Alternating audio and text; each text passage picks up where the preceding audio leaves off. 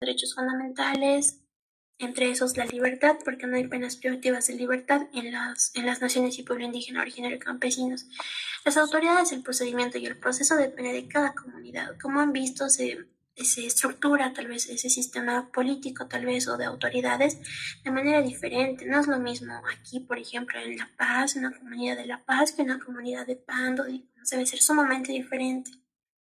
Entonces, como aquí bien lo dice la conclusión, no se puede hablar de principios uniformes.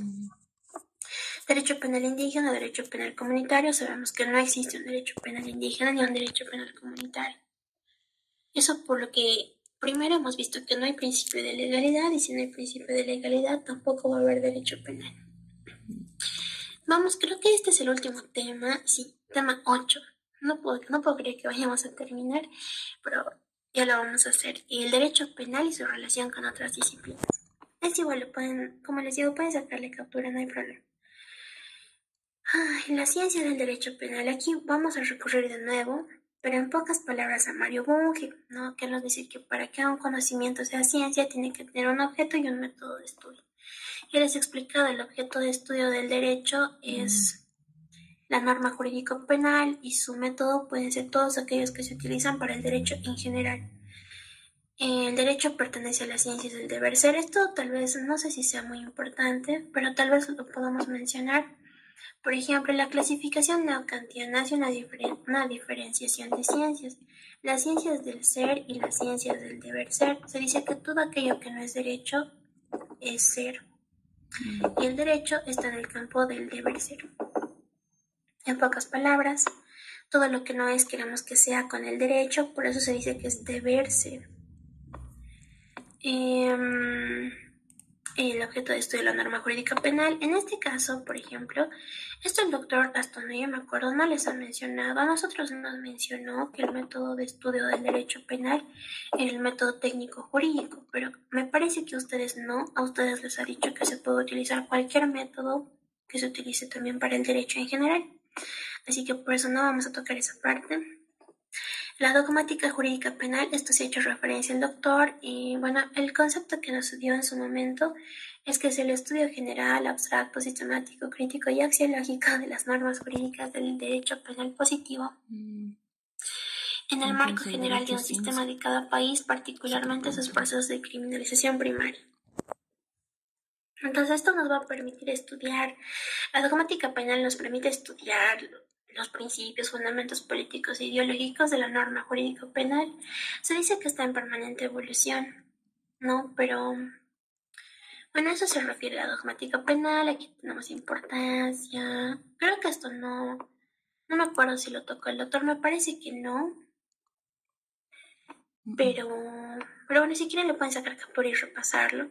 Esto de la criminología ya lo hemos visto unas 2-3 veces. Sabemos que no hay causalidad, no hay relación causa y efecto, esta criminología ya está desechada. Luego ya hemos explicado también lo que es la criminología crítica, esta es su relación con la criminología, ¿no? Y esto igual ya lo hemos explicado, relación de la criminología con el derecho penal, esto igual ya lo hemos visto, pero lo vamos a repasar esta vez de forma más específica tal vez. El derecho penal es lo que va a definir el delito. Habíamos dicho que el derecho penal es un mecanismo de control social que tiene que servirse de la criminología para construir delitos.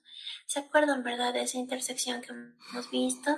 Que era derecho penal, criminología y política criminal. Eso no tienen que olvidarse tampoco. No sé si sea pregunta de examen, probablemente sí. Esto no tienen que olvidarse. Ya esto incluso para penal 2 el doctor lo maneja mucho. Ya, luego hemos visto que por el estudio de la criminología sobre la conducta desviada, de que muchas de ellas eran delitos, entonces el derecho penal se sirve de estudios de la criminología. Supuestamente aquí es lo que hemos dicho, ¿no? Que va a permitir un derecho penal racional, leyes penales racionales que sean efectivas y eficaces. Obviamente también aplicando los principios limitativos, etc. Eso ya los hemos explicado de forma bastante amplia.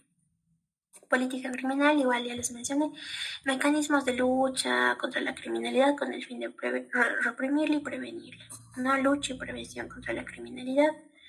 Ahí vemos que tiene que tener también políticas públicas, Es igual, ya les hemos explicado. Aquí, por ejemplo, está la ley penal popular, por ejemplo, de lo que es las velocidades del derecho penal, que básicamente son intereses políticos, ansiedad o clamor social, seguridad ciudadana. Aquí está lo que les he explicado de la criminología política criminal y derecho penal. Relaciones con la política criminal, igual, ¿no? O sea, el derecho penal para crear delitos tiene que servirse de la política criminal. Siguiente. Angie, Dime. una pregunta. El derecho penal es ciencia y una más, si nos vas a pasar tus apuntes. Gracias. Imposible que les pase mis apuntes, porque me va a matar el doctor si los paso. De hecho, no les debería estar mostrando mis apuntes, pero no sé cómo más graficarlo. Además, siento que si yo les pasara mis apuntes, o sea, es como que desvirtuaría lo que son las clases que el doctor se toma tanto trabajo en realizar.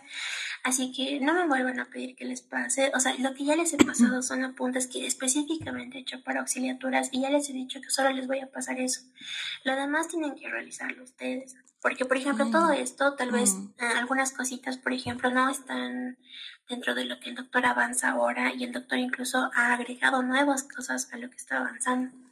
Así que no busquen apuntes así, yo les recomiendo que vayan a clases y el derecho penal sí es ciencia por lo que acabamos de mencionar, porque tiene un objeto y un método de estudio. El objeto es la norma jurídica penal y los métodos son aquellos que se utilizan igual para el derecho. Esa es la respuesta. Gracias, Angie. No hay de qué. Bueno, ya seguimos, ¿no? Entonces la política criminal, vamos a ver, ¿no? Y bueno, estos son ya apuntes generales, ¿no? Vamos a ver la relación. Ya hemos visto la política criminal. Concepto de política criminal. La política criminal es una disciplina de las ciencias penales que, como parte de la política general del Estado, se ocupa de la formulación de instituciones, mecanismos de principios y medidas de lucha contra la delincuencia, con el objeto de prevenirla y reprimirla, considerando los principios y el sistema de valores consagrados en la Constitución Política del Estado, persiguiendo el respeto efectivo de los derechos fundamentales de la persona. Siguiente, relación del derecho penal con el derecho. Esto ya lo hemos visto, es la constitucionalización del derecho penal, bienes jurídicos, principios e instituciones, creación de tipos penales o tipificación de conductas. Con el derecho administrativo, esta siempre es pregunta de examen, así que tienen que acordarse. Hay una diferencia entre derecho penal administrativo y derecho disciplinario. El derecho penal administrativo es aquel conjunto de normas jurídicas que van a regular la aplicación de las medidas sancionadoras ante la infracción de medidas administrativas realizadas por los administrados. La clave aquí es que el derecho penal administrativo es para los administrados y el derecho disciplinario se aplica a los servidores públicos. Entonces vamos a ver primero una sanción en el derecho penal administrativo para los administrados, o sea, para todos nosotros. En el derecho disciplinario son sanciones, pero para los servidores públicos por tal vez no haber cumplido sus funciones como deberían haberlo hecho. Con el derecho procesal penal y lo que preguntaba su compañero Luis es que, bueno, el derecho procesal penal igual es una forma de control social y sanción social. En este caso, por ejemplo, nosotros sabemos que estos están relacionados íntimamente, una no puede existir sin la otra. Por ejemplo, nosotros no podemos tener una norma penal que no se pueda aplicar, por ejemplo. O sea, ¿de qué nos serviría tener, por ejemplo, el delito de robo si cuando alguien cometa robo no va a pasar nada, ¿no ven? Pues es lo mismo que la constitución nominal del Estado de Derecho. En vano tendríamos esa constitución si es que no hay una ley de por medio. En este caso, en vano tendríamos una norma que nos diga está prohibido matar, digamos, pero si alguien mata no pasa nada. Por eso es necesario el derecho procesal penal, porque va a realizar indirectamente el derecho penal a través de una sanción, una sentencia condenatoria. Siguiente, relaciones con la criminalística. Bueno, la criminalística, según el doctor, no es una ciencia, sino es una rama o disciplina auxiliar del derecho penal. La criminalística se va a servir principalmente de otras ramas, como la física, en el tema de balística, por ejemplo, hemología, en el tema de la sangre, el ADN. La criminalística principalmente se relaciona con el derecho penal porque va a ser es como que la herramienta principal para buscar pruebas. Por ejemplo, no sé, cuando alguien mata a alguien, seguramente han debido ver varias series, ¿verdad? Vienen los criminalísticos con sus uniformes, sus trajes, y tratan de recolectar pruebas. Toman pruebas de ADN, es como que restringen un poco el espacio, ¿no? Hacen un levantamiento del cadáver. A eso se refiere la criminalística. La medicina legal básicamente son conocimientos médicos que van a estar dirigidos a resolver problemas jurídicos. Relaciones con la psicología forense y psiquiatría forense. Psicología forense, bueno, acudimos a la psicología para poder ver lo que es la personalidad del delincuente, también de la víctima, ¿no? En la psiquiatría forense ya no vamos a estudiar la personalidad, sino las enfermedades mentales. En las relaciones con el derecho penitenciario, el derecho penitenciario es la concepción de la ejecución de las penas. Se dice que es una disciplina, un sistema normativo para la ejecución de las penas, es decir, una vez que se emita la sentencia y ya se tenga autoridad de cosa juzgada, se van a ejecutar las penas. Entonces, básicamente se refiere a eso, ¿no? La ejecución de la pena desde que se dicta la sentencia condenatoria. La penología es el estudio de los medios de represión y prevención, o sea, básicamente de la pena, ¿no? Es el estudio de la pena, la penología. Relaciones con la victimología. La victimología pretende ser una ciencia teniendo como objeto de estudio a la víctima. Pero vamos a ver que aquí van a haber dos procesos de victimización. Hay una victimización primaria y una victimización secundaria. La victimización primaria es, bueno, la lesión que sufre la víctima cuando una persona comete un delito. Pero la victimización secundaria es la que está establecida en los problemas del sistema penal. Aquí vamos a ver un ejemplo, creo que el más claro de todos es en el delito de violación. En el delito de violación, una persona sufre ese delito de violación y ahí es una primera victimización. Su victimización primaria es el solo hecho de que la hayan violado. Pero una victimización secundaria, nosotros sabemos que para que se compruebe un delito de violación, tienen que haber pues informes periciales, ¿no? Entonces, de alguna u otra manera, la víctima va a tener que recurrir a un centro médico para que se le realice una pericia, sí, una pericia, y en ese caso puedan determinar si ha existido o no ha existido violación. Pero en ese caso, obviamente, los médicos van a tener que acceder a su cuerpo de alguna u otra forma.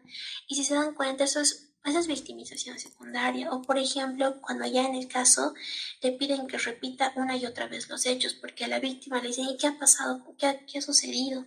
Y le preguntan eso un montón de veces. Entonces, muchas veces le obligan a recordar todo lo que ha pasado. Cuando una persona sufre una violación, yo creo que una de las primeras cosas que quiere es olvidarlo o dejar de pensar en eso, porque a nadie le gusta ser la víctima. Excepto a los que se hacen la víctima, pero lo hacen para obtener beneficios. Pero en cambio una persona que realmente ha sufrido una violación no va a querer pues verse ahí como la víctima y como alguien débil y vulnerable. Entonces lo primero que quiere o pretende es olvidarse. Bueno, pensar en eso y superarlo.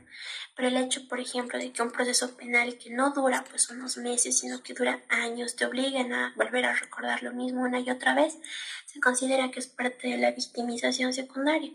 Además de que, por ejemplo, sabemos que algunas autoridades son un poco torpes, siendo sinceros, los policías a veces son un poco, ¿cómo les digo? Son un poco torpes realmente como hablan. Es que no quisiera tal vez utilizar otras palabras. No todos, ¿no? Hay algunos que son muy, muy educados, pero otros no. Entonces, digamos, tú puedes ir a denunciar un delito de violación y ellos te van a decir, no, que tienen que presentar esto, esto, esto. Te van a empezar a poner trabas, ¿no? Igual eso es una victimización secundaria. Angie, ¿Qué? ¿y la revictimización también es tomada en cuenta o no? Eso es la victimización secundaria. Ah, ya. No te preocupes, ¿ya? Gracias, sí. No hay que. Las relaciones del derecho penal con el derecho civil, bueno, esto es interesante y más que todo se debe en el proceso penal, ¿no? Por ejemplo, en el proceso penal hay medidas cautelares, ustedes deben conocer ya de por excelencia, digamos, la detención preventiva, que es una medida cautelar de carácter personal, pero también hay medidas cautelares de carácter real y eso ya se refiere, por ejemplo, a las cosas, ¿no? por ejemplo, se pueden secuestrar, entre comillas, no secuestrar, porque no se utiliza ese término en derecho penal, pero se pueden secuestrar cosas, o sea, confiscar bienes del imputado, tal vez porque son objeto, digamos, de la controversia, qué sé yo. No, por ejemplo, cuando nos referimos al objeto material del delito, en este caso podemos hablar de cosas, ¿no? El derecho civil nos ayuda a definir, por ejemplo, qué entendemos como bien mueble, bien inmueble. Es interesante, muchos términos del derecho civil nos van a ayudar a entender el derecho penal. Yo una vez he visto un video donde un abogado decía que si sabes derecho civil,